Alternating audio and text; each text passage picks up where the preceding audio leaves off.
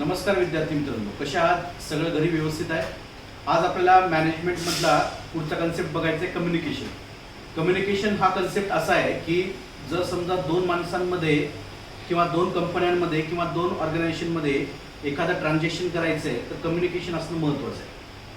दोन प्रकारचे कम्युनिकेशन असतात, एक फॉर्मल आणि एक इनफॉर्मल कम्युनिकेशन. कम्युनिकेशन एवढं इम्पॉर्टंट आहे आजच्या डे टू डे लाईफमध्ये, कारण जर प्रॉपर कम्युनिकेशन असेल तर आणि तरच आपल्याला जे आपल्याला काही करायचं आहे, परचेस करायचं आहे, सेल्स करायचं आहे, ट्रान्झॅक्शन कसे रेकॉर्ड करायचे, ते ट्रान्झॅक्शन झालं आहे का नाही झालं आहे, ते कितपत ट्रान्झॅक्शन झालं आहे, हे रेकॉर्ड करणं हे with the use of communication आपल्याला कळणार आहे. एखाद्या माणसाची डिमांड, एखाद्या कंपनीची डिमांड, एखाद्या कस्टमरची डिमांड किंवा एखाद्या कन्झ्युमरची डिमांड आपण कसं फुलफिल करू शकतो हे एखाद्या ऑर्गनायझेशनला कळण्यासाठी कम्युनिकेशन पार्ट हा खूप महत्त्वाचा आहे. कम्युनिकेशन करत असताना सेंडर आणि रिसिव्हर ह्या दोन पार्टी असणं गरजेचं आहे. एखादा माणूस जर समजा पाठवणार असेल तर दुसरा माणूस रिसिव्हर असला पाहिजे. म्हणजे सेंडर आणि रिसिव्हर जोपर्यंत होऊ शकत नाही तोपर्यंत कम्युनिकेशन प्रोसेस होऊ शकत नाही. कम्युनिकेशन ही टू वे प्रोसेस आहे. कम्युनिकेशन टू वे प्रोसेस याच्यासाठी आहे की बघा, व्हॉट्सअपवरती जर सकाळी मला गुड मॉर्निंग लिहायचं आहे, कोणाला गुड मॉर्निंग लिहून पाठवायचं आहे, तर पुढचा रिसिव्हर असला पाहिजे. मी स्वतःलाच गुड मॉर्निंग पाठवू शकत नाही. म्हणजे स्वतः सोडून दुसऱ्याला जर समजा आपल्याला काही पाठवायचं असेल तर त्याच्यामध्ये एक मेसेज असला पाहिजे. म्हणजे कम्युनिकेशनसाठी सगळ्यात पहिली गोष्ट सांगितली काय तर सेंडर आणि रिसिव्हर दोन माणसं असले पाहिजे. जसं की मी सकाळी उठल्यानंतर माझ्या मित्राला किंवा मैत्रिणीला गुड मॉर्निंग मेसेज पाठवतोय, तो पुढून मित्र किंवा माझी मैत्रीण मेसेज बघणारा किंवा बघणारी पाहिजे, तेव्हाच त्या कम्युनिकेशनचा अर्थ आहे. आयुष्यामध्ये जर समजा तुम्हाला मेसेज द्यायचा असेल कोणाला तर मेसेज रिसिव्ह करणारा सुद्धा कोणीतरी पाहिजे. म्हणजेच both party should be there, sender आणि रिसिव्हर. सेंडर आणि रिसिव्हर नंतर काय पाठवायचंय तर मेसेज पाठवायचं, हे क्लिअर आहे बरोबर. आपण मराठीमध्ये त्याला संदेश म्हणतो. एकमेकांना जोपर्यंत आपल्याला संदेश काही पाठवायचा असेल त्याच्यासाठी प्रॉपर मीडिया पाहिजे. मग तुम्ही व्हॉट्सअपवर पाठवा, फेसबुकवर पाठवा, इन्स्टावरती तुम्ही बोलू शकता, फेसबुक मेसेंजर आहे, टेक्स्ट मेसेज आहे. आज तुम्हाला चॅटिंगसाठी नंबर ऑफ मीडियाज अवेलेबल आहे.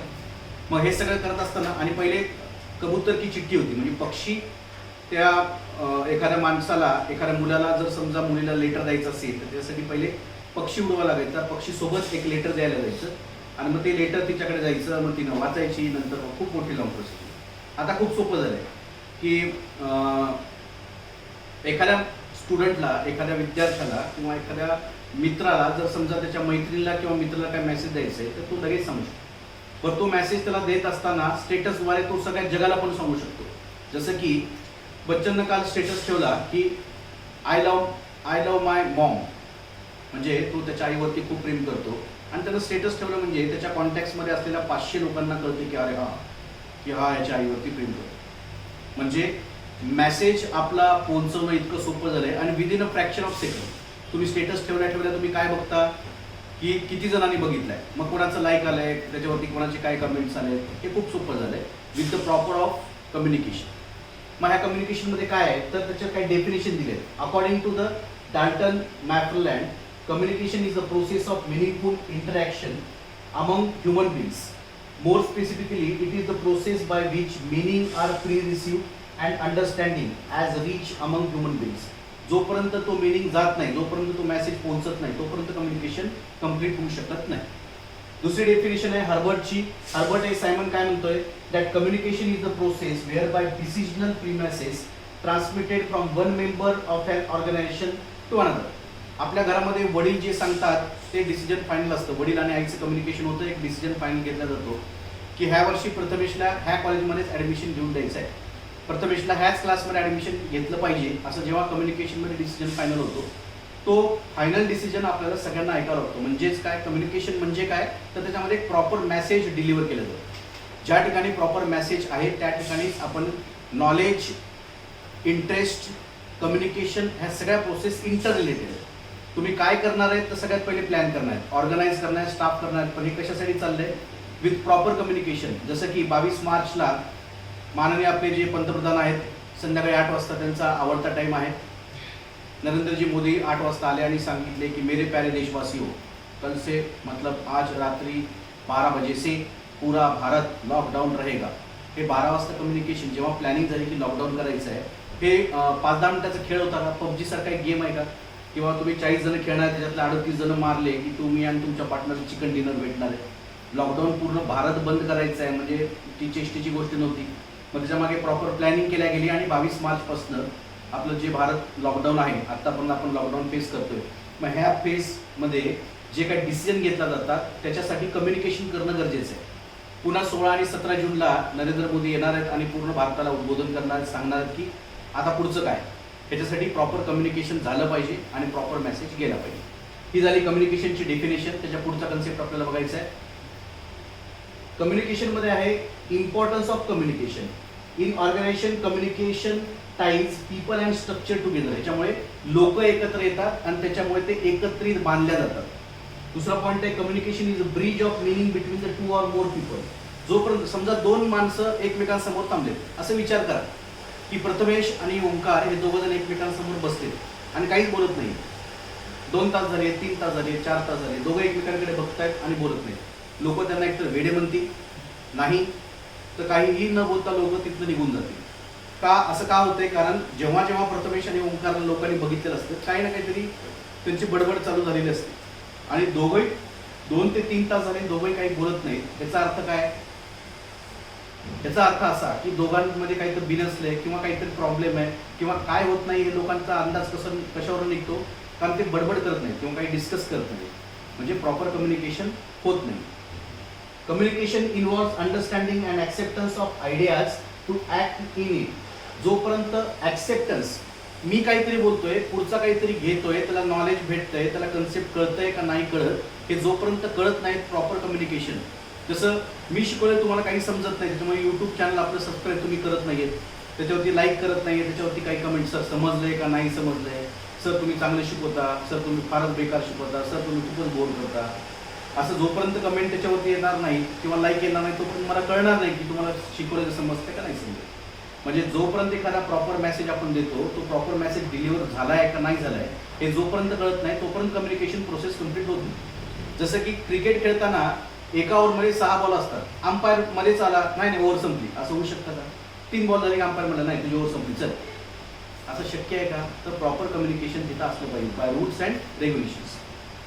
शेवटचा पॉईंट आहे effective communication is substance of good management. Communication is not substitute for good management. Effective communication हे गुड मॅनेजमेंटसाठी. What is mean by good management? जर समजा आपण दुकानात गेलो, साधा एक्झाम्पल, दुकानापेक्षा तुम्ही एखाद्या दवाखान्यात गेलात, डॉक्टरकडे गेलात, डॉक्टरच्या समोर जाऊन बसा आणि त्याला काहीच बोलू नका. आता डॉक्टर हा देव नाही आहे. डॉक्टरला जोपर्यंत तुम्ही सांगणार नाहीत की मला सर्दी खोकला ताप आहे, मला करोना झाला की नाही चेक कर, त्याला कळणार कसं? जाऊन बसला तिथे. तुम्ही जागीरदार आहात, तुम्ही तुमच्या घरात जागीरदार आहात. दवाखान्यात गेल्यानंतर मम्मी पप्पा असल्यासारखं तुम्हाला तिथं सांगावं लागतं, बोलावं लागत नाही. तुम्हाला बोलावं लागणार की मला सर्दी खोकला ताप आलाय, मग तो डॉक्टर चेक करणार. कळतंय? एखाद्या दवाखान्यात तुम्ही जाऊन बसलात, हां तू डॉक्टर आहे ना, चल कर चेक, मला सांग मला काय झालं. असं जमणार आहे का? विथ प्रॉपर कम्युनिकेशन, इफेक्टिव्ह कम्युनिकेशनसाठी, गुड मॅनेजमेंटसाठी इफेक्टिव्ह कम्युनिकेशन असणं गरजेचं आहे. इन केस जर समजा तुम्ही बोलला नाही, तुम्हाला आलाय ताप आणि त्याला दिलं खोकल्याच्या गोळ्या, तर तुमचा ताप हा नीट होणार नाही जोपर्यंत इफेक्टिव्ह कम्युनिकेशन म्हणजे प्रॉपर यूज, जोपर्यंत तुम्ही मेसेज प्रोव्हाइड करणार नाही तोपर्यंत तुमचा रिझल्ट म्हणजे आउटपुट भेटणार नाही. पुढचा पॉईंट, कम्युनिकेशन ही प्रोसेस आहे. कम्युनिकेशन प्रोसेसमध्ये सगळ्यात पहिले कम्युनिकेटर ऑर सेंडर म्हणजे जो इन्फॉर्मेशन देणारा आहे तो असला पाहिजे. त्यानं काय दिलं पाहिजे? तर त्यानं एनकोड केलं पाहिजे. काय एनकोड केलं पाहिजे? तर त्यानं मेसेज एनकोड केलं पाहिजे. सेंडर पाहिजे म्हणजे जो कम्युनिकेटर आहे, जो सुरुवात करतो तो असला पाहिजे, त्यानं एनकोड केलं पाहिजे. The second important element in the communication process is encoding. Encoding involve the selection of language in which the message is involve. म्हणजे जर समजा मी तेलुगूमध्ये बोललो, नी पेरेंटिंग तेलुगुस्तुना अनन पपुतीन नवा, जर समजा मी हा सेंडर आहे आणि मी हा मेसेज एनकोड करतो, एनकोड केलं, पण पुढच्याला म्हणजे बाकीच्या तुमच्या स्टुडंट्सला तेलुगू लँग्वेज येत नाही, तर तुम्ही मला डिकोड करणार. म्हणजे तुमच्याकडनं मला मेसेज रिसीव्ह झाला हे कळालं, पण तुम्ही मेसेज डिकोड करणार का? तर तुम्ही मेसेज डिकोड करणार, सर हे काय बोलताय मला कळालं नाही, किंवा काहीतरी जोपर्यंत तुम्ही रिपिटेशन किंवा त्याला रिव्हर्स काही तुम्ही मेसेज फॉरवर्ड करणार नाही तोपर्यंत त्याचा अर्थ मला कळणार नाही. सगळ्यात पहिले पाहिजे सेंडर, दुसरा पाहिजे एन्कोडिंग. एन्कोडिंग करतात मेसेज. नंतर त्याच्यानंतर आहे मीडियम. मीडियम म्हणजे तुम्ही कुठल्या मीडियमनं पाठवणार, text message, WhatsApp, Insta, Facebook messenger अजून दुसरं काही नवीन निघालं असेल तर त्याच्यावर तुम्हाला ते मीडियम आहे. काय डिकोड करणार आहे तर तुम्हाला त्याच्यावरती रिप्लाय करायचा आहे. बघा, तुम्ही तुमच्या मित्राला किंवा मैत्रिणीला फोन करून विचारता तू जेवलास का किंवा तुझा नाश्ता झालाय का ग, असं जेव्हा म्हणता, असं म्हणताना तुम्ही प्रश्न विचारता, तो किंवा ती तिकडनं ऐकते आणि त्याचं उत्तर देते. हे डिकोड करणं काय, जे मेसेज तुम्ही जर विचारला तू आंघोळ केलीस का, आणि तिनं जर तिकडनं अर्थ तिला जर असं ऐकू गेले की तू जेवण केलं का. आता जेवण आणि आंघोळ ह्या शब्दात अर्थ आहे एकच आहे का, तर अर्थ वेगळा आहे. त्याच्यासाठी मेसेज हा प्रॉपर केला पाहिजे. Encoding of message is important, decoding of message is very important. Next concept आहे रिसिव्हर. रिसिव्हर काय करतोय, तो मेसेज रिसिव्ह करतोय. मेसेज रिसिव्ह केल्यानंतर पुढच्या स्टेपमध्ये तो त्याला काय करणार आहे, डिकोडिंग रिसिव्हर, त्याच्यानंतर फीडबॅक पाठवणार की मला काय वाटलं, मी जेवण केले का नाही, तो किंवा ती रिप्लाय करणार आहे. आणि ह्याच्यामध्ये बॅरियर ऑफ कम्युनिकेशन आहे नॉईस. म्हणजे जर समजा तुमचं कम्युनिकेशन चालत असताना बघा, तुम्ही तुमच्या मित्रासोबत किंवा मैत्रिणीसोबत फोनवरती बोलत आहे आणि तुमच्या बाजूचा मित्र, तुम्ही जर क्लासमध्ये तर बेंच वाजवतोय, म्हणजे नॉईज झाला ना. नॉईज झाला म्हणजे डिस्टर्बन्स झाला, आणि डिस्टर्बन्स झाला म्हणजे जो मेसेज आपल्याला कन्व्हे करायचा तो मेसेज जात नाही. मग तुम्ही काय करता, त्या मित्राकडे रागानं बघता की बाबा मी मेसेज देतोय, मी काहीतरी बोलतोय, तुझं काय तबला वाजवतोय. म्हणजे नॉईज जर झाला तर प्रॉपर मेसेज जात नाही. पुढचं नेक्स्ट आहे types of organisational communication. Organisation मध्ये कम्युनिकेशनचे टाइप्स आहेत. पहिला आहे फॉर्मल अँड इनफॉर्मल, दुसरा आहे डाऊनवर्ड, अपवर्ड, हॉरिझॉन्टल कम्युनिकेशन, तिसरा आहे वर्बल अँड रिटन कम्युनिकेशन. पहिला आहे formal and informal communication. Formal communication म्हणजे गुड मॉर्निंग, गुड नाईट, कसं चाललंय, काय चाललंय, गुड आफ्टरनून, तुम्ही जेवलात का, कसे आहात, एवढं फॉर्मली बोलणं. इनफॉर्मल म्हणजे काही पानसट बोलत बसणं. म्हणजे बघा, याच्यासाठी कम्युनिकेशनसाठी फॉर्मल इनफॉर्मलचं कम्युनिकेशन म्हणजे ऑफिशियल लँग्वेजमध्ये बोलणं, ऑफिसच्या कामाचं बोलणं, दॅट इज फॉर्मल कम्युनिकेशन. आणि इनफॉर्मल कम्युनिकेशन म्हणजे दोन कपलमधनं बोलणं. फोनवरती बोलायचं, तिच्याकडे जिओ, याच्याकडे पण जिओ, जिओ दणदणादण. तू उठलीस का, तू जेवलीस का, तू नाश्ता केलीस का, नाश्त्यामध्ये काय होतं, पोहे चांगले जाते का, पोह्यात तिखट होतं का, पोह्यात मीठ कमी होतं का, शेंगदाणे किती टाकले होते, मिरची बरोबर होती का. Informal communication. बरं, डेली रुटीनमध्ये एवढं काही चेंज होत नाही. आज सकाळी 9 वाजता नाश्ता करत असेल तर उद्या जास्तीत जास्त 11 पर्यंत नाश्ता करत, पण उद्या फोन केल्यानंतर तेच, नाश्ता केलीस का, उपमा होता का, उपम्यासोबत दही होतं का, आंब्याचं लोणचं होतं का, लिंबाचं लोणचं होतं, दॅट इज इनफॉर्मल कम्युनिकेशन. म्हणजे कुठल्याही गोष्टीचा न टॉप न बेस, फक्त बड बड बड बड बड बड. हां, तिकडनं आवाज ऐकू येतोय, इकडनं पण आवाज जातोय, तिकडं खुश, इकडे खुश. That communication is called as informal communication. Formal communication related to work फक्त बोलायचं.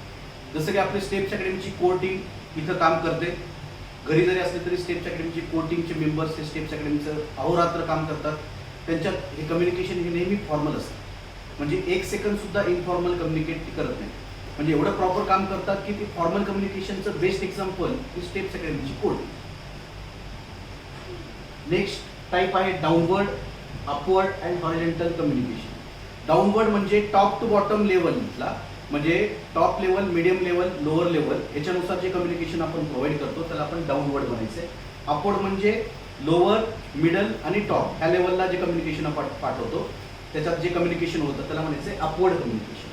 हॉरिझॉन्टल कम्युनिकेशन म्हणजे सेम मॅनरवरती, सेम ऑफिसर लेवलवरती जे कम्युनिकेशन करतात that is called as horizontal communication. म्हणजे परचेस डिपार्टमेंटमधलेच 2 अधिकारी एकमेकांसोबत बोलत आहेत, सेल्स डिपार्टमेंटमधलेच 2 अधिकारी एकमेकांशी बोलत आहेत, that communication is called as horizontal communication. एकाच टीममधला एक बॉलर एक बॅट्समन बोलतोय, हॉरिझॉन्टल कम्युनिकेशन. इंडियाचा विराट कोहली आणि ऑस्ट्रेलियाचा एखादा प्लेयर जर एकमेकांसोबत बोलत असेल ते सुद्धा हॉरिझॉन्टल कम्युनिकेशन. पण एखादा क्रिकेट प्लेयर समजा रोहित शर्मा अंपायर सोबत बोलतोय, that communication is called as upward communication. म्हणजे रोहित शर्माच्या वरतीच नेहमी अंपायर असणार आहे, अंपायरपेक्षा खालीच असणार रोहित शर्मा. एकमेकांच्या कम्युनिकेशनमध्ये स्टेप बाय स्टेपच आपल्याला कम्युनिकेशन करावं.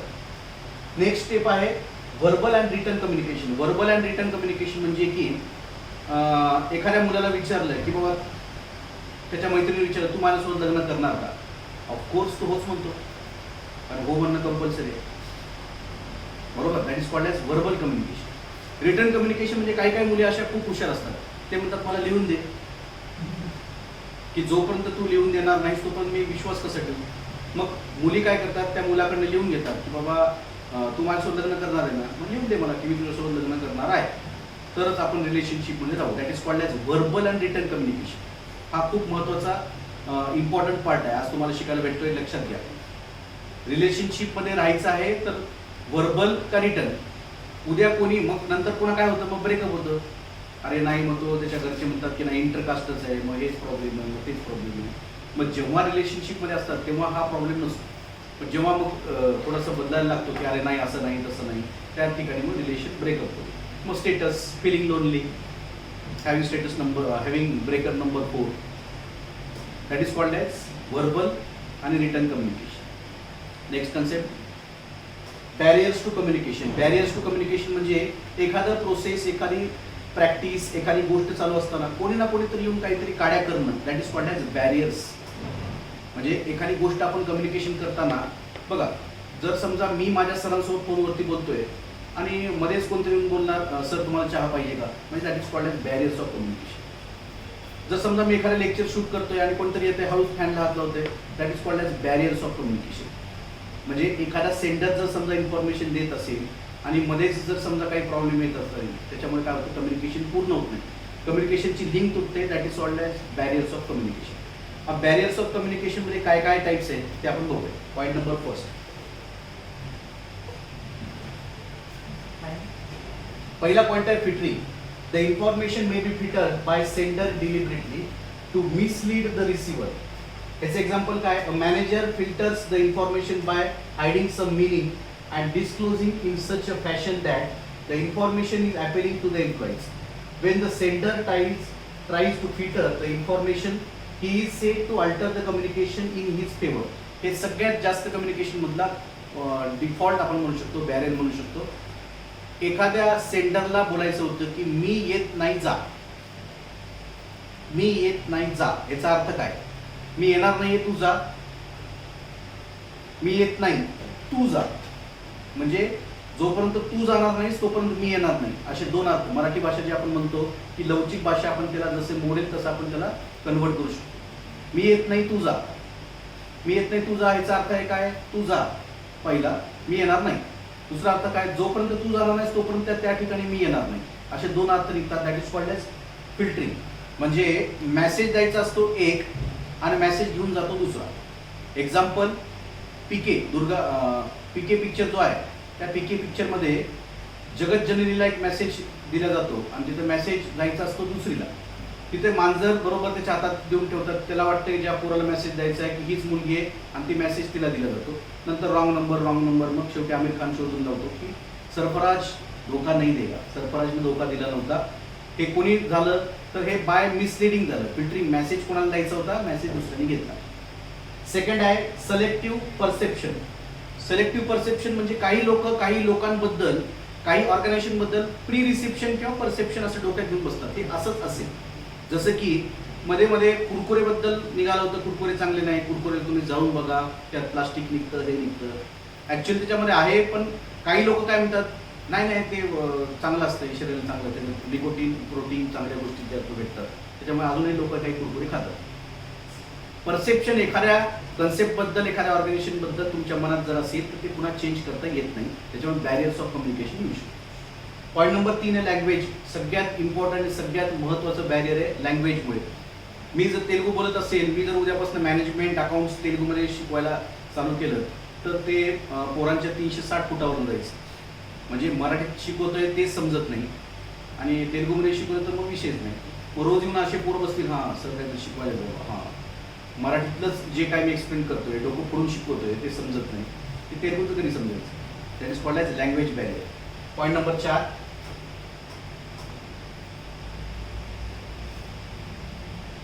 Semantic barrier. सिमेटिक बॅरियर म्हणजे त्या रिलेटेड टू त्या पॉईंटमधनं न बोलणं आणि दुसरंच काहीतरी बोलून बसणं.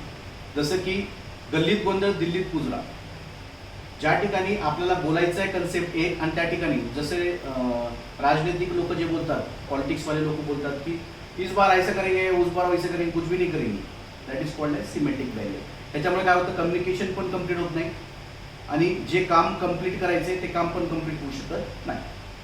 नेक्स्ट पॉईंट आहे इमोशन्स. आपण भारतीय त्यातल्या त्यात महाराष्ट्रीयन मंडळी इमोशन्स वरती खूप भार देतो. हे असं झालंय किंवा तसं झालंय. बघा एखाद्या मित्राचा किंवा मैत्रिणीचा स्टेटस बघा, फिलिंग लोनली म्हणलं तर सगळ्यात जास्त टेन्शन आपल्याला असतं. त्यानं किंवा तिनं फिलिंग लोनली, तुम्हाला काय त्रास? त्यानं फिलिंग हॅपी किंवा तिनं फिलिंग हॅपी, तुमचं काय? इमोशन्स वरती टार्गेट बेस असतं आपलं महाराष्ट्रीयन पीपल आणि भारतीय लोक. त्याच्यावरती कम्युनिकेशन प्रॉपर होऊ शकत नाही. नेक्स्ट आहे इन्फॉर्मेशन ओव्हरलोड. इन्फॉर्मेशन ओव्हरलोड झाल्याशिवाय कम्युनिकेशन पूर्ण होऊ शकत नाही. प्रॉपर इन्फॉर्मेशन घेण्याच्या पहिले, म्हणजे एक्झाम्पल कोर्टिंगचं, जर समजा मी सांगितलं बच्चन आपल्याला असं असं करायचं आहे, बच्चन उठून लगेच काम करून, अरे सर हे असं होतं का, म्हणजे काम करायचं होतं आपल्याला, 2-3 कामं एकत्र करायचे होते. पण मी जर त्याला सांगितलं चहा घेऊन ये, तर चहा घेऊन आला, अरे बच्चन चहासोबत मला बिस्किट पण आणायचे होते, बरं ठीक आहे बिस्किट पण घेऊन जा. बिस्किट आणायचे होते, वडापाव आणायचा होता, तो चहा घेऊन येतो, मग बिस्किट घेऊन येतो, मग वडापाव घेऊन येतो. इन्फॉर्मेशन ओव्हरलोड जोपर्यंत होत नाही तोपर्यंत कम्युनिकेशन म्हणजे एखादं प्रॉपर काम होऊ शकत नाही. नेक्स्ट पॉईंट आहे non verbal cues. Non verbal cues म्हणजे आपल्या कोर्टिंग मधले जे दुसरे एक्झाम्पल आहेत. नॉन व्हर्बल क्यूज, झालं तर झालं, नाही तर झालं, बघू आजचं काय, आज करू, उद्या करू, उसमें काय आहे.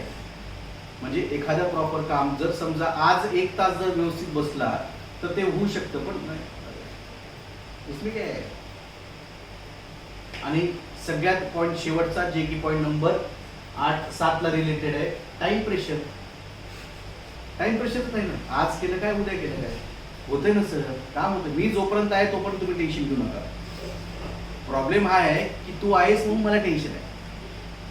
त्याचं म्हणणं काय की सर मी आहे, तुम्ही टेन्शन घेऊ नका. माझा प्रॉब्लेम असा आहे की त्यांना असल्यामुळे मला टेन्शन. टाइम प्रेशर हा जाऊ दे, असं कोण बघतो सध्या लॉकडाऊन आहे, टाइम प्रेशर. लाईट आहे तरी प्रॉब्लेम, लाईट नाही मग तर काय, लाईट नाही हा मोठा प्रॉब्लेम आहे. प्रॉपर कम्युनिकेशन होऊ शकत नाही. नेक्स्ट आहे इफेक्टिव्ह कम्युनिकेशन.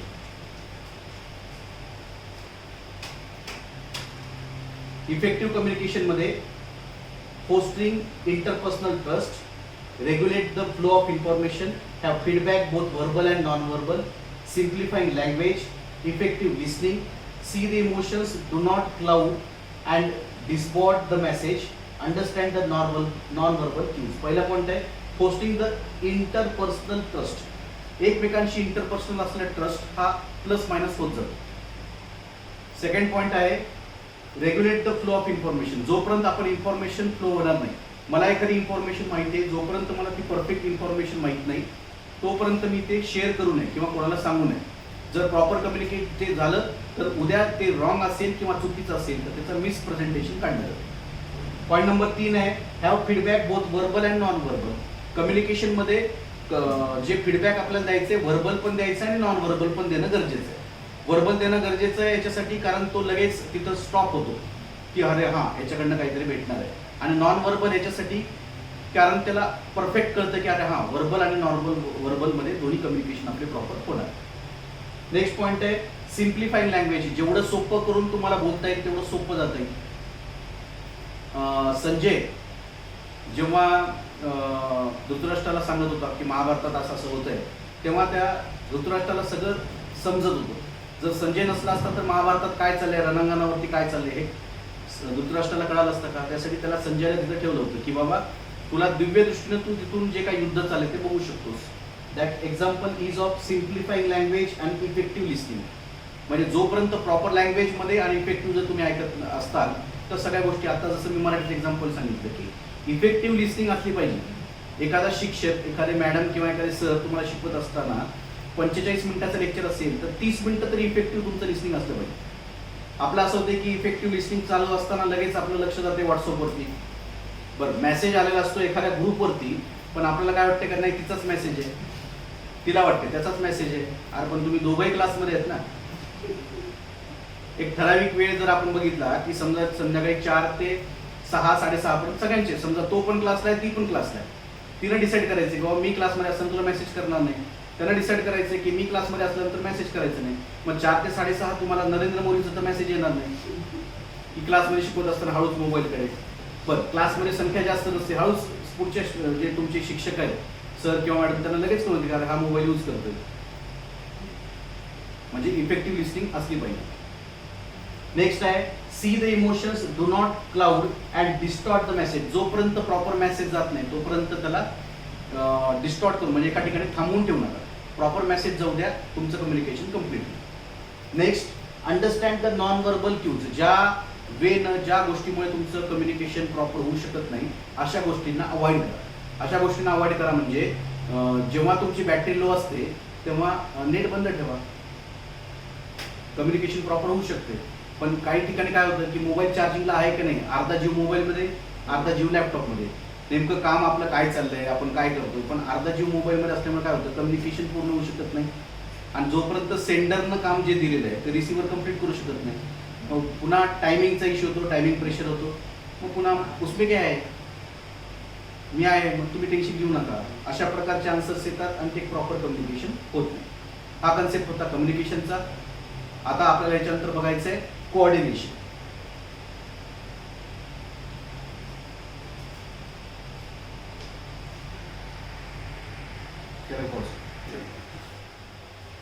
कम्युनिकेशनचा कन्सेप्ट बघितल्यानंतर आपल्याला कम्युनिकेशनचे टाइप्स आपण बघितले, इफेक्टिव्ह कम्युनिकेशन म्हणजे काय बघितलं. त्यानंतर आपल्याला बघायचं आहे कोऑर्डिनेशन.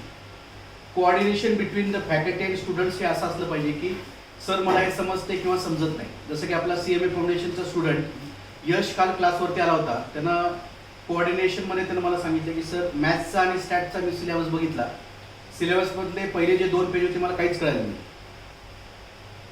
मग मी म्हणलं अरे तुला स्टॅट होतं ना. हां स्टॅट होतं सर 9वी 10वीला, पण ते पुढे असतं. मी फक्त मॅथ्सचा सिलेबस बघितला. मॅथ्सच्या सिलेबसमध्ये अल्जेब्रा वगैरे होतं. मग त्यांना त्याचा एक स्टुडंट, त्याचा जो मित्र आहे तन्मय, ते असं डिस्कस केलं की अरे हे तुला मॅथ्सचा पार्ट बघ, हे तुला समजतंय का, जमतंय का. म्हणजे कोऑर्डिनेशन जर असेल तर आणि तरच प्रॉपर आपल्याला त्याच्यावरती ॲक्शन घेता येते. Coordination with the proper communication. म्हणजे कम्युनिकेशन जोपर्यंत तुम्ही करत नाही तोपर्यंत आपल्याला कोऑर्डिनेशनचा रिझल्ट आपल्याला भेटत नाही.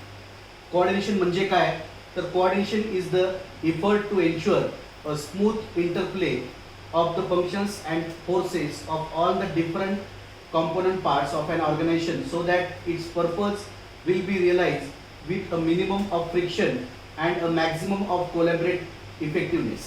It makes diverse elements and subsystem of an organization to work harmoniously towards the realization of common objectives. Coordination करण्यासाठी जर समजा हा पिक्चर तुम्ही बघितला आहे मिशन मंगल. मिशन मंगलमध्ये अक्षय कुमार फायनल करायला लावतो की जर समजा कपिल देव म्हणलं असतं की माझ्या टीममध्ये हा प्लेअर पाहिजे, तो प्लेअर पाहिजे, तरच आम्ही वर्ल्ड कप जिंकून आणू, तर 1983चा वर्ल्ड कप इंडियाला भेटला नसता. म्हणजे एखादी गोष्ट अशक्य आहे, इम्पॉसिबल आहे असं घरच्यांना पण वाटतंय. घरच्यांना सोडून द्या, सगळ्यात पहिले आपल्याला अशक्य वाटतं. जसं की आपण 12वी पास झाल्यानंतर CMA फाउंडेशनला ॲडमिशन घेतलंय, तर CMA फाउंडेशन आपल्यासाठी वाटते की इम्पॉसिबल आहे. 12वी सायन्सचा विद्यार्थी असेल तर त्याला JEEची एक्झाम देणं किंवा CETची एक्झाम देणं इम्पॉसिबल वाटते. जोपर्यंत स्वतःहून डिसाईड करत नाही की आपल्याला हे करू शकतो तोपर्यंत आपण कोऑर्डिनेट आपल्या पॅरेंट्ससोबत, आपल्या टीचरसोबत करू शकत नाही. कोऑर्डिनेशन असलं पाहिजे विथ द प्रॉपर कॉन्फिडन्स. आणि कोऑर्डिनेशन हे जमतं जर कॉन्फिडन्स असेल तर. कॉन्फिडन्सचे 2 प्रकार आहेत, एक प्रॉपर कॉन्फिडन्स असणं आणि एक ओव्हर कॉन्फिडन्स असणं. जसं की माझा एक स्टुडंट आहे, त्याला लॉकडाऊनमध्ये नेटवर्किंगचा खूप अभ्यास केला आहे. त्याला नेटवर्किंगमध्ये काही ना काहीतरी इम्प्रूव्ह करायचं आहे. 3 मेंबर केल्यानंतर एवढे पैसे भेटणार, त्याच्यानंतर मग अशी टीम असणार, तशी टीम असणार, मी त्यांच्याकडनं असं काम करून घेणार, मग माझा बिझनेस मी असा डेव्हलप करणार. ह्याच्यासाठी सगळ्यात पहिले काय पाहिजे तर सेल्फ कॉन्फिडन्स. त्याच्यानंतर सेल्फ कॉन्फिडन्स नंतर कोऑर्डिनेशन, आणि कोऑर्डिनेशन जमणारे कम्युनिकेशन. बघा नेटवर्क बिझनेसमध्ये सगळ्यात पहिले हे असलं पाहिजे की आपला इम्पॅक्ट दुसऱ्यावरती किती असला पाहिजे. मी एखादी गोष्ट बोलत आहे तर ही गोष्ट बोलत असताना ही गोष्ट माझ्या डोक्यातनं डायरेक्ट माझ्या जिभेवरती आली पाहिजे. प्रॉपर एखाद्याला प्लॅन समजून सांगत असताना नेटवर्किंगमध्ये काय तर एक प्लॅन आहे, 7,000 रुपयाचे किंवा 5,000 रुपयाचे तुम्हाला प्रोडक्ट घ्यायचे, त्याचे काहीतरी तुम्हाला कुपन भेटणार आहे, तर ते 5,000चे कुपन आपण कुठं कुठे यूज करू शकतो, त्याची पूर्ण माहिती पिच करताना सगळी इन्फॉर्मेशन जर आपल्याकडे प्रॉपर असेल तर आपण ते कम्युनिकेट करू शकतो. आणि हे कम्युनिकेशन करण्यासाठी सगळ्यात पहिले प्रॉपर काय पाहिजे तर सेल्फ कॉन्फिडन्स. आणि कोऑर्डिनेशन करताना मीडियम ऑफ लँग्वेज आपली डिसाईड असली पाहिजे. म्हणजे जर समजा आपला पुढचा माणूस किंवा पुढचा जो कोणी मित्र आपण ज्याला पिच करतोय त्याला बकरा, त्या नेटवर्किंगसाठी जर तुम्ही त्याला बकरा म्हणून ट्रीट केला तर तुमच्याकडनं एकही कॅन्डिडेट तुमच्या खालच्या लिंकला जोडता येणार नाही. त्यासाठी प्रॉपर काय असलं पाहिजे की हा माझा मित्र आहे, हा फसला नाही पाहिजे, माझा प्रॉफिट झाला पाहिजे तर ह्याचा प्रॉफिट झाला पाहिजे असं नाही. त्याचा प्रॉफिट होणार आहे म्हणून माझा प्रॉफिट होणार आहे. जर रिव्हर्स सायकल आपण जर नेटवर्किंगमध्ये ठेवली तर नेटवर्किंग सारखा बिझनेस कुठला पण नाही. कळतंय? पुढचा पॉईंट बघूया आपण कोऑर्डिनेशनमध्ये काय काय आहे. कोऑर्डिनेशनमध्ये येते फीचर्स ऑफ कोऑर्डिनेशन. त्याचे 7 पॉईंट आहेत. पहिला पॉईंट आहे coordination is not distinct function but the very essence of management. याच्याशिवाय मॅनेजमेंट कम्प्लीट होऊ शकत नाही. साधा एक्झाम्पल आहे, जर एखादा मॅनेजर त्याच्या परचेस हेडला किंवा सेल्स हेडला सांगतोय की एवढं ह्या वर्षीचं आपलं टार्गेट आहे, एवढं सेल झालं पाहिजे, हे कोऑर्डिनेशन झालं तर आणि तरच सेल्सवाला तेवढं परचेस करून तेवढं सेल करणार आहे. म्हणजे सेल करण्यासाठी त्याला पहिले रॉ मटेरियल लागणार आहे. ते रॉ मटेरियल परचेस केल्यानंतर किती क्वांटिटी बनवायचे आहेत हे जर क्वांटिटीमध्ये जर कळालं तर आणि तरच त्याला सेल करता येईल, म्हणजे प्रॉपर कोऑर्डिनेशन. सेकंड पॉईंट आहे coordination is the basic responsibility of management and it can be achieve through the managerial functions. No manager can evade or avoid this responsibility. जोपर्यंत मॅनेजरवरती तुम्ही रिस्पॉन्सिबिलिटी टाकणार नाही तोपर्यंत तो तेवढ्या वेनं, तेवढ्या सिस्टमॅटिक वेनं काम करू शकणार नाही. एखाद्या माणसाला किंवा एक क्लासचं आपलं एक्झाम्पल द्यायचं तर आपली जी कोर टीम आहे त्या कोर टीममध्ये प्रथमेशला मी सांगितलं की प्रथमेश मला एवढ्या स्टुडंटचा डेटा तुला रेकॉर्ड करायचा आहे, त्यांचा एक व्हॉट्सअपचा ग्रुप तयार करायचा आहे आणि त्यांना कॉलिंग करायची. रिस्पॉन्सिबिलिटी दिली, त्याच्यानंतर ऑथॉरिटी पण दिली की त्यांना तू कॉल करायचा आहे, त्यांना मेसेज पाठवायचे, त्याच्यातले काय ॲडमिशन कन्वर्ट करायचे. म्हणजे ऑथॉरिटी फक्त दिली याचा अर्थ असा की तू कर, मग तो पुढच्या वर्षी पण करू शकतो. रिस्पॉन्सिबिलिटी दिली की आज तारीख आहे 13 जून, 20 जूनपर्यंत त्यांच्यातले सगळे स्टुडंटसोबत कॉन्टॅक्ट करायचे, त्यांना प्रॉपर कम्युनिकेशन करायचे, क्लासबद्दल माहिती द्यायची, त्याच्यातले ॲडमिशन कन्वर्ट करायचे. म्हणजे ऑथॉरिटी आणि रिस्पॉन्सिबिलिटी ह्या दोन्ही गोष्टी फक्त प्रॉपर कम्युनिकेशन आणि कोऑर्डिनेशनमधून होऊ शकतात. नेक्स्ट पॉईंट आहे coordination does not arise spontaneously और बाय फोर्स. स्पॉन्टेनियसली मनात आलं म्हणून लगेच कोऑर्डिनेशन होणार नाही. मनात आलं म्हणून मी उद्या डायरेक्ट नरेंद्र मोदीला किंवा अमित शहाला किंवा फडणवीसला किंवा उद्धव ठाकरेला बोलू शकणार नाही. विथ स्पॉन्टेनियसली ते येणार नाही. कोऑर्डिनेशन कोणासोबत करायचे, कधी करायचे, केव्हा करायचे त्याचा एक सिक्वेन्स असला पाहिजे. रात्री 11:30 वाजता जर माझ्या मनात आलं की नाही आज मॅनेजमेंटचा कोऑर्डिनेशन कन्सेप्ट मला समजून घ्यायचं आहे तर प्रॉपर कोऑर्डिनेशन असेल तर ते शक्य आहे. The heart of coordination is the unity of purpose which involves fixing the time and manner of performing various activities. Various activities perform करताना त्याला टाइम लिमिट असली पाहिजे. एखादी गोष्ट आपण करतोय त्याला टाइम लिमिट नसेल तर त्याचं आउटपुट आपल्याला भेटत नाही. नेक्स्ट आहे coordination is continuous ongoing process. He process कशी आहे? Ongoing process. एखाद्या कम्युनिकेशनमध्ये तुम्हाला कोऑर्डिनेशन करायचं असेल तर ती ऑनगोईंग प्रोसेस, कंटिन्युअसली प्रोसेस आहे. बघा आपण मी बऱ्याच लेक्चरमध्ये बोललोय की फायनान्शियल अकाउंटिंग, कॉस्ट अकाउंटिंग, ज्या सब्जेक्टला आपण ING जोडतो, सिम्पल प्रेझेंट कंटिन्युअस टेन्सचा पार्ट इंग्लिशमधला, ह्या गोष्टी चालू राहणार. इकॉनॉमिक्सच्या समोर ING आपण जोडत नाही. बँकिंग जोडतो, बँक प्लस ING का? कारण बँकिंग ऍक्टिव्हिटीज नेहमी बदलत राहतात. आज 8% इंटरेस्ट रेट आहे होम लोनचा तर उद्या 6.5 होतो, 7 होतो, 9% होतो. ती प्रोसेस चेंज होत जाते. अकाउंट्समध्ये आजचे ट्रान्झॅक्शन उद्याचे ट्रान्झॅक्शन वेगवेगळे होतात, त्याच्यामुळे त्यांचं रेकॉर्ड आपण वेगळं करतो. इकॉनॉमिक्स ह्या सब्जेक्टमध्ये चेंज होतात. इकॉनॉमिक्सच्या चेंजमध्ये दरवर्षी चेंज होतात, त्यामुळे त्याला ING लावत नाही. Secretarial practice, organisation of commerce, ह्या सब्जेक्टला कधी ING लावलंय का? मॅथमॅटिक्स सिंग, मॅथमॅटिक्सच्या समोर आपण ING कधी जोडतो का? नाही, कारण ते झालेले तेच आपल्याला पुन्हा पुन्हा अभ्यास करायचे. Derivative of x1, derivative of x2 2x, हे मॅथ्समधले तुम्हाला कॅल्क्युलेशन सांगतो. Sine square theta plus cos square theta is equal to 1, sine square theta minus cos square theta is equal to 1, sine of minus theta is equal to minus theta, minus sine theta, cos of minus theta is minus cos theta, sine theta divided by cos theta is equal to tan theta. हा मॅथमॅटिक्सचा part जे कोणी मॅथमॅटिक्समध्ये scientist लोक आहेत, mathematician आपण त्यांना म्हणतो, एकदा लिहून ठेवलेले. हे चेंज होणार आहे का? शून्याचा शोध कोण लावला? आर्यभट्ट. उद्या कोणी म्हणणार आहे का की नाही शून्याचा शोध बच्चननं लावला? नाही होणार ना. जे काही झालेलं आहे त्याचं प्रॉपर डिलिव्हरी नॉलेज आपल्याला ते कव्हर करायचं आहे. हे कॅल्क्युलेशन पार्ट हे कधीच बदलणार नाही, पण अकाउंट्स मधले पार्ट बदलणार आहेत. जसं की समजा मी प्रथमेशचं एक अकाउंट तयार केलं. प्रथमेश आपला जो स्टुडंट आहे त्याची एक बेकरी आहे. तो रोज काय करतोय? पाव विकतोय, केक विकतोय, नानकटाई विकतोय, बरोबर. आणि एखाद्या दिवशी तो समोसे विकतोय, एखाद्या दिवशी कचोरी विकतोय. पण त्याच्या सेल्समध्ये म्हणजे त्याच्या बाय आपण त्याच्या क्रेडिटला जर आपण लिहिलं की बाय पनीर बटर मसाला, बाय दाल फ्राय बाय जिरा राईस असं टाकू शकतो का आपण? नाही, कारण तो सेल करणार आहे का? नाही. ज्या गोष्टी त्याला सेल करतोय त्या सेलचं इन्कम त्याला येतंय ते तुम्हाला त्याच्या क्रेडिटला टाकावं लागणार. म्हणजे होणारे ट्रान्झॅक्शन्स हे नेहमी बदलतात. आज त्याचा एकही पाव विकला गेला नाही तरी सुद्धा तो बाय पाव, बाय सेल ऑफ पाव असं टाकणार आहे का? नाही. जोपर्यंत ट्रान्झॅक्शन होत नाही तोपर्यंत रेकॉर्ड करू शकत नाही. हे अकाउंट्स आणि मॅथमॅटिक्स मधला डिफरन्स. नेक्स्ट कन्सेप्ट आहे coordination is required in group efforts not in individual effort. याच्यामध्ये इंडिव्हिज्युअल इफर्ट कोऑर्डिनेशन मध्ये कोणासोबत असलं पाहिजे? टीम मध्ये. बघा आपली इंडियन क्रिकेट टीम आहे, सध्या विराट कोहली त्याचा कॅप्टन आहे. सगळ्या प्लेयर सोबत त्याचं कोऑर्डिनेशन असेल तर आणि तरच रिझल्ट लावता येईल.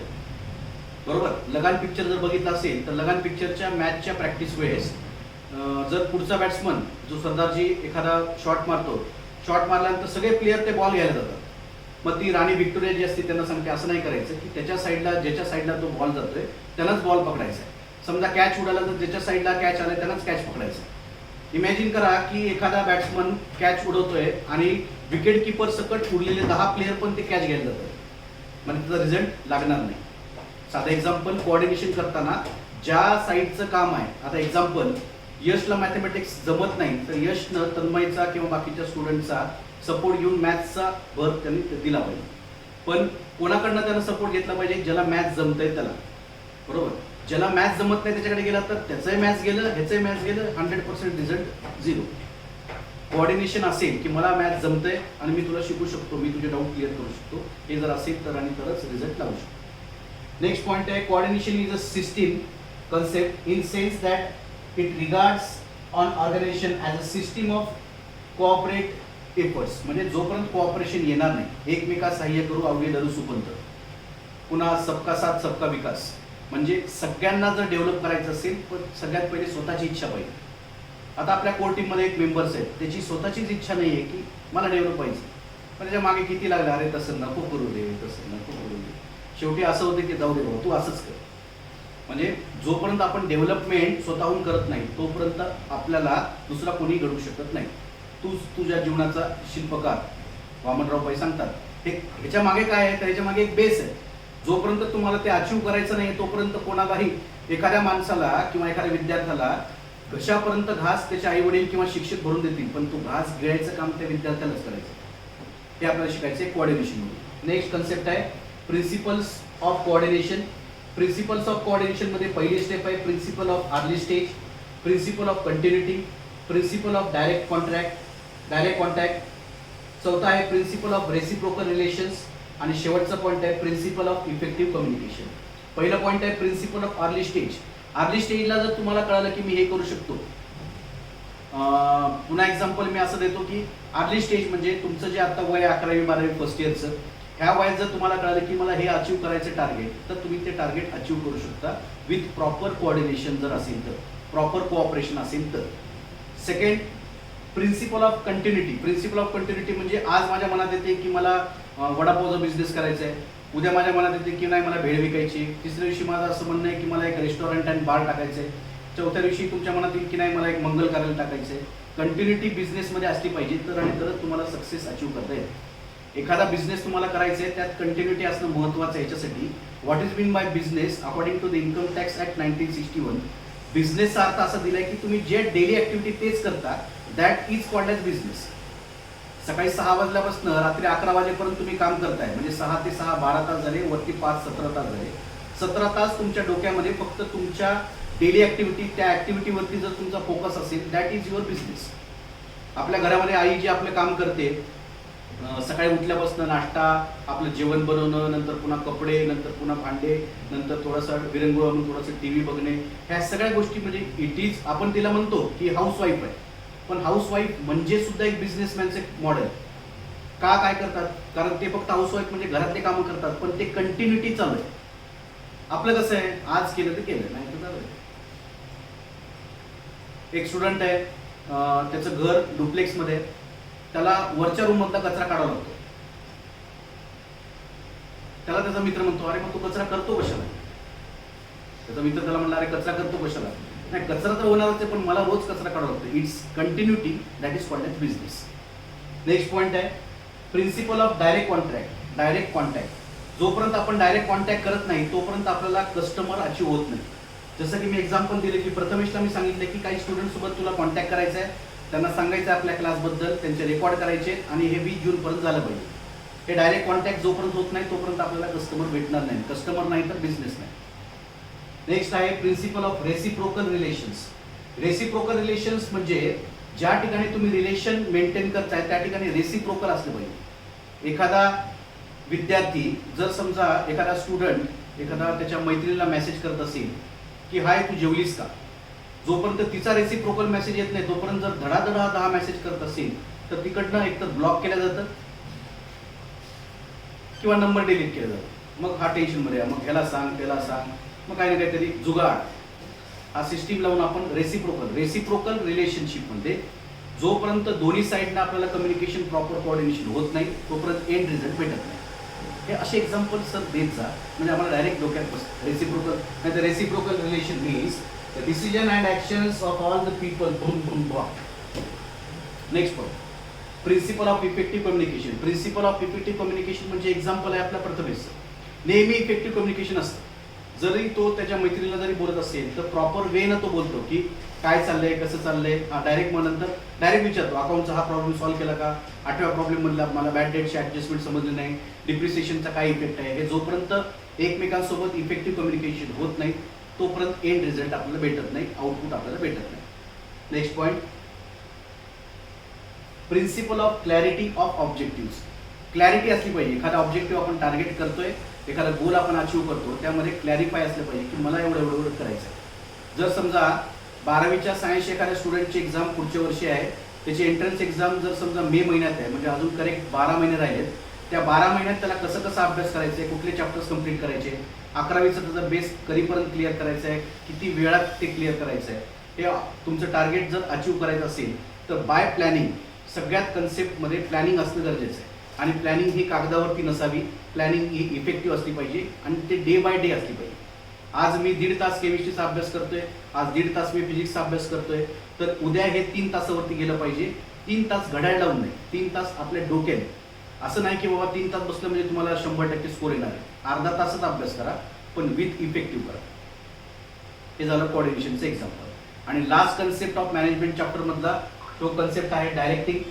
डायरेक्टिंगमध्ये तुम्हाला फक्त एवढंच लक्षात घ्यायचं आहे, डायरेक्टिंग म्हणजे काय, एखादा कस्टमर एखादा कन्झ्युमर जर प्रॉपर काम करत असेल, एखादा एम्प्लॉई जर काम करत असेल तर त्याला डायरेक्टिंग करणं हे इम्पॉर्टंट आहे. Principles of directions. पहिला पॉईंट आहे harmony of objective, unity of command, direct supervision आणि ॲप्रोप्रिएट लिडरशिप स्टाईल. पहिला पॉईंट आहे हार्मनी ऑफ ऑब्जेक्टिव्ह म्हणजे जे काही ऑब्जेक्टिव्ह आहेत त्या दृष्टीने तुम्हाला डायरेक्शन केलं पाहिजे. संभाजीनगरच्या कमानीजवळ तुम्ही थांबलात, तिथं तुम्हाला जर विचारलं सर्पोद्यान कुठे आहे, इकडनं उजवीकडे जा, तिकडनं डावीकडे जा, सरळ जा, वरती जा, खालच्या अंगाला जा, उजव्या हाताला जा, डाव्या हाताला जा. त्याच्यापेक्षा जर तुम्ही प्रॉपर डायरेक्टिंग त्याला दिली तर आणि तरच तो त्या ठिकाणी व्यवस्थित पोहोचू शकतो. म्हणजे एखादा ऑब्जेक्टिव्ह जर आपल्याला अचीव्ह करायचं असेल तर प्रॉपर वेनं ते अचीव्ह करणं इम्पॉर्टंट आहे. सेकंड पॉईंट आहे युनिटी ऑफ कमांड. एखादी कमांड देत असताना त्याच्यात युनिटी असली पाहिजे. एक लीडर वेगळं काम सांगतोय, दुसरा लीडर म्हणतो नाही असं नाही तसं करा, तर आपल्याला टार्गेट अचीव्ह करणं शक्य नाही. छत्रपती शिवाजी महाराजांनी जे हिंदी स्वराज्य स्थापन केलं होतं, युनिटी ऑफ कमांड होती की जा रे बाबांनो, तुम्ही 15 जण जा, 20 जण जा, 500 मावळे घेऊन जा आणि हे गड जिंकून या. हे सांगताना युनिटी ऑफ कमांड असल्यामुळे तर आणि तरच ते अचीव्ह होऊ शकतं. युनिटी ऑफ कमांड जर समजा म्हटले की नाही इकडनं जा तिकडनं जा तर ते पॉसिबल होत नाही. Point number 3 direct supervision. Direct supervision म्हणजे एखाद्या एखाद्या माणसाला मी सांगितलं, कोर टीमच्या एखाद्या एम्प्लॉयला सांगितलं की तुला सुपरविजन असं करायचंय की जोपर्यंत लेक्चर आपलं पूर्ण शूट होणार नाही तोपर्यंत कोणीही डिस्टर्ब करणार नाही, याची जबाबदारी तुझ्यावरती. पण तोच जर समजा कोर टीमचा मेंबर मध्येच उठून काही ना काहीतरी डिस्टर्ब करतो तर त्या ठिकाणी कम्युनिकेशनची लिंक तुटू शकते आणि ड्यू टू कन्फ्युजन तेच तिथं थोडासा प्रॉब्लेम येऊ शकतो. नेक्स्ट पॉईंट आहे appropriate leadership style. Appropriate leadership style म्हणजे ज्या ठिकाणी आपल्याला एखाद्या लीडरला आपण सांगतो की असं झालं पाहिजे. लीडर कोण होऊ शकतो, जो प्रत्येकाला लीड देऊ शकतो. तो लीडरच येऊन सगळ्यांना डिस्टर्ब करत असेल, त्याच्यामुळे जर बाकीचे डिस्टर्ब होत असतील तर त्याला आपण लीडर म्हणू शकत नाही. म्हणजे स्वतः पण कन्फ्यूज आहे, दुसऱ्याला पण कन्फ्यूज करणं म्हणजे तो कुठला बिझनेसमॅन होऊ शकत नाही, कुठल्या बिझनेसमध्ये एक्सप्लोर करू शकत नाही. त्यासाठी त्याच्यात काय असलं पाहिजे की काही जर झालं तर पेशन्स. म्हणजे माझी आई मला नेहमी सांगते की अंगावरनं ट्रक जरी गेला तरी तुझा अभ्यासावरनं तू उठला नाही पाहिजेस, म्हणजे एवढा अभ्यास झाला पाहिजे. लीडर असा होऊ शकतो की ज्याच्या अंगावरनं जरी ट्रक गेला, गरमी होणं, फॅन बंद असणं, ह्या छोट्या गोष्टी आहेत. लीडरचं काम काय, काही जर झालं तर पेशन्स, आणि ज्या ठिकाणी आहे तोपर्यंत आपण त्या ठिकाणी बसून राहतो. That is called as leadership quality. Next point, use of motivational technique. आता काही लोकांना कितीही मोटिवेट करा, त्यांना काहीही फरक पडत नाही. अरे नको रे बाबा, असं नको करू, असं नको करू, येथे थुंकू नये, म्हणजे येथे थुंकून ये असा अर्थ काढतात. अशा लोकांना मोटिवेट करणं म्हणजे स्वतःच दगड घेणं, स्वतःच्या डोक्यात टाकणं. मोटिवेशन कोणाला करायचं ह्याच्यासाठी सुद्धा एक क्रायटेरिया आहे की ज्यांना मोटिवेट करायचं आहे त्याच्याकडनं काहीतरी आउटपुट भेटल ह्या आशेनं, ह्या इच्छेनं जे माणसं काम करतात. शेवटी असं वाटतं की आपण मोटिवेट दुसऱ्याला करायची गरज नाही, ज्याच्यासाठी आपण मोटिवेट करत होतो. असं नंतर कंडिशन येऊ नये की आपल्यालाच मोटिवेट करण्यासाठी बाहेरून लोक बोलवतात. आपल्या कोर्टीमध्ये असे बरेच मेंबर्स आहेत, त्यांना आपण मोटिवेट करता करता असं व्हायचं की अरे मलाच मोटिवेट करायची वेळ आहे. आणि लास्ट पॉईंट आहे फॉलो. ह्या सगळ्या गोष्टी करत असताना फॉलोअप असला पाहिजे. जसं मी आता एक्झाम्पल दिलं होतं प्रथमेशला की तुला डेटा तो कॉन्टॅक्ट सेव्ह करायचा आहे, सगळ्यांना कॉलिंग करायची आहे, 20 जूनपर्यंत त्या ॲडमिशन्सबद्दल आपल्याला सगळ्या स्टुडंटपर्यंत पोहोचायचं आहे. ह्याचा फॉलोअप मी जर घेतला तर प्रथमेश कंप्लीट करणार. नाही तर हां सर मी त्या दिवशी आलो होतो, 20-25 कॉन्टॅक्ट झाले, नंतर मी केलं का नाही केलं, मग तो सांगेल की नाही ओंकारच्या मोबाईलमध्ये अर्धे मग मी ते हे करतो, शेअर करतो. त्यासाठी माझा फॉलोअप असणं गरजेचं आहे. एखादा बिझनेसमध्ये जो लीडर आहे त्याचं फॉलोअप घेणं गरजेचं आहे. जर फॉलोअप असेल तर एंड रिझल्ट लागतो. हा सगळा कन्सेप्ट रिलेटेड टू मॅनेजमेंट आहे. मॅनेजमेंटमध्ये सगळ्यात महत्त्वाचं प्लॅनिंग आहे. Planning, staffing, organising, leading, controlling, coordination, communication, ह्या वेन आपण मॅनेजमेंट चॅप्टर संपवलेला आहे. मॅनेजमेंट चॅप्टर संपवल्यानंतर ह्याच्या खाली जवळपास 250 ते 300 ऑब्जेक्टिव्ज आहेत. ते आज तारीख आहे 13-21 जूनपर्यंत तुम्हाला ते ऑब्जेक्टिव्ह संपवायचे आहेत. त्यात काही डाऊट्स असतील तर तुम्ही विचारू शकता. Steps academy 24/7 for you. व्हॉट्सअपवरती किंवा पर्सनल याच्यावरती कॉल करा, मेसेज करा. आपल्या ॲपचा जो ग्रुप आहे त्या ॲपवरती पण तुम्ही मेसेज करू शकता. झालेला व्हिडिओ हा पुन्हा बघा. जेवढे आपले मित्र आहेत त्यांना शेअर करा, लाईक करा, सबस्क्राईब करा, कमेंट करा. घरी राहा, सतर्क राहा, स्वतःची काळजी घ्या आणि स्वतःच्या कुटुंबियाची काळजी घ्या. बाय.